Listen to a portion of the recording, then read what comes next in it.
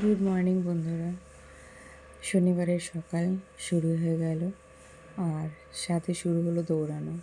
হ্যাঁ, কেন কি যে স্যাটারডে সানডে আমাদের ছুটি থাকে, আমার ছেলে মেয়ের স্কুল থাকে না ওদের, তো এর জন্য তো দৌড়ানোটা অবভিয়াসলি একটু বেশি চলবে। আর ওদের এখন এক্সাম চলছে, তো তার জন্যে মর্নিং মর্নিং ওরা উঠে পড়েছে, উঠে পড়তে বসে গেছে। আর ছেলের তো পড়তে বসার পরেও ওর মা কী করছে 10 মিনিট পর পর এসে দেখতে হয়। যতক্ষণ না আমি নিয়ে বসবো ততক্ষণ ওর 10 মিনিট পড়ার পরে পরে ওকে একটু একটু উঠতে হবে। আর যদি নিয়ে সাথে বসি তাহলে দেখি যে না, তখন আর উঠতে চায় না। তো যাই হোক, এইভাবেই চলে দিন।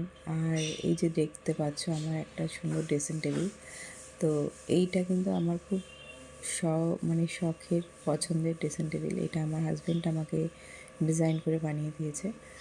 আর এটা আমার শখের ড্রেসিং টেবিলের সাথে সাথে এটা আমার একটা কাজের জায়গাও। তো এখানে আমি আমার মেকআপের কাজ টাজ, পার্লারের সব রকম কাজ করি। তো কেমন লাগলো আমার ড্রেসিং টেবিলটা তোমরা জানিও কমেন্ট করে অবশ্যই। আর এইভাবেই আমার ঘরের কাজের সাথে সাথে নিজের শখের কাজগুলোও করি। আর এইভাবেই যায় আমার সুন্দর সুন্দর এক একটা দিন। সকাল থেকে রাত অবধি কখন দিন কেটে যায় বুঝতেও পারি না, নিজের পছন্দের কাজগুলো করতে। হ্যাঁ, আমার ঘর গোছাতে ভীষণ ভালো লাগে।